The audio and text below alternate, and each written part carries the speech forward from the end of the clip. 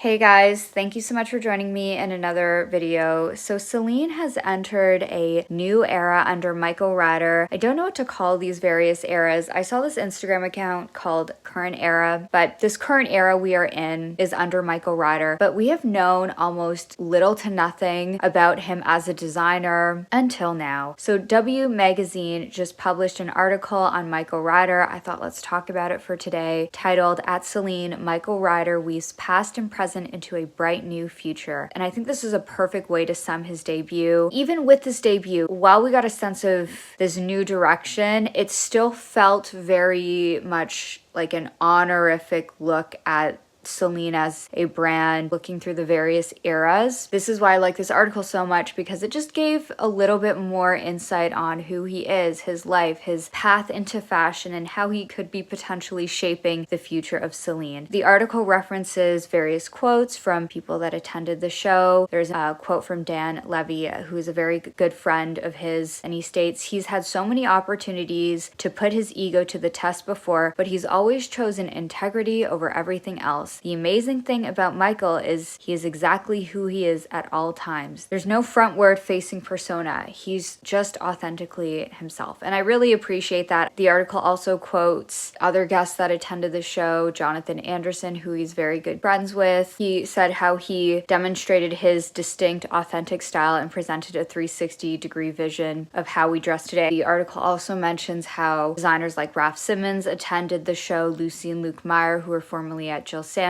The article also quotes Alanis Morissette and Kristen Wiig, who expressed interest in this new era as well. So again, it's like this exciting new era, but also it felt like this debut was a fusion of the various eras of the past, quoting it, "A seamless melding of Celine, present and past, the skinny pants of Eddie Slimane, the cool culottes of Phoebe Philo, the American sportswear chic of Michael Kors." I would definitely say that was very present in the collection, but I would also even add there was a lot of 80s to me, like, and a lot of vintage Celine Vipiana, like the founder. Like, to me, I saw a lot of that in the collection, especially in terms of the sportswear styling, as well as the 80s excess in terms of the accessories was definitely felt. The article also talks about his life, how he grew up in Washington, D.C. His parents were lawyers. His father was, quote, considered a national authority on mediation, and his mother, Eleanor, practices civil rights and poverty law. They expressed his early creative interests, which included fashion, but also his intellectual rigor. It also talks about how he went to Brown and studied to become a teacher. He spent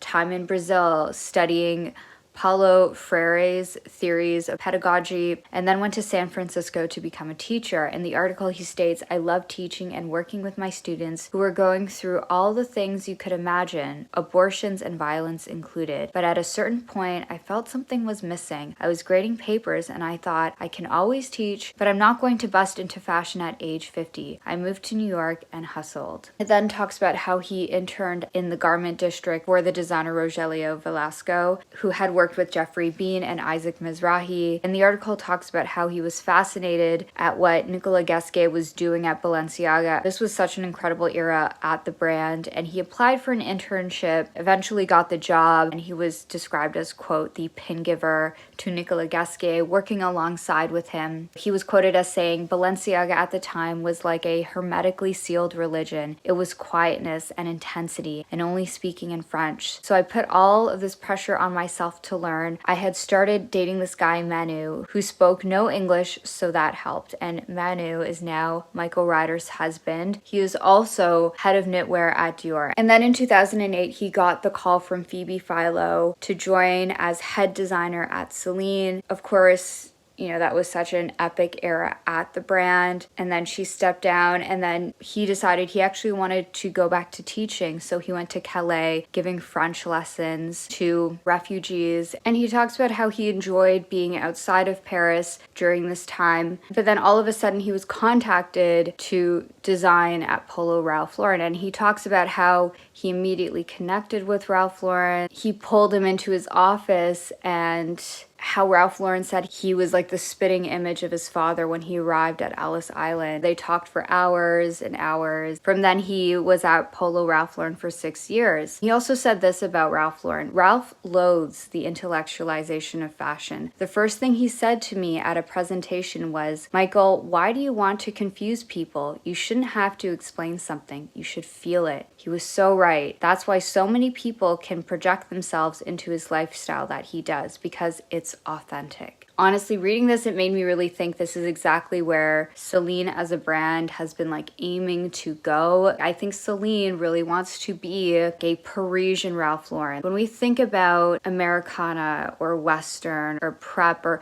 any of these quintessentially like American styles, and how Ralph Lauren has been able to, I think, through fashion, express that as something idealized and beautiful and elegant, or, you know, very casual and relaxed, whatever he's going for that season. And I think Celine has sort of a similar framework. Of course, it was a brand that started off making made-to-measure footwear for children, but then Celine Vipiana went in the direction of chic, sporty separates. That was sort of like the framework of the founder. And again, the brand has gone through multiple different creative directions, from Michael Kors, from Phoebe to Eddie. But even when I was looking at some of the images used for this W magazine shoot, the creative direction of this feels so right for Celine. Looking at this, it feels very Parisian, but also very American in the kind of relaxedness. And I think Parisian fashion also has this effortlessness, even though it requires a lot of effort. The article also talks about how Michael Ryder, when he was in American settings, he was viewed as very Parisian, but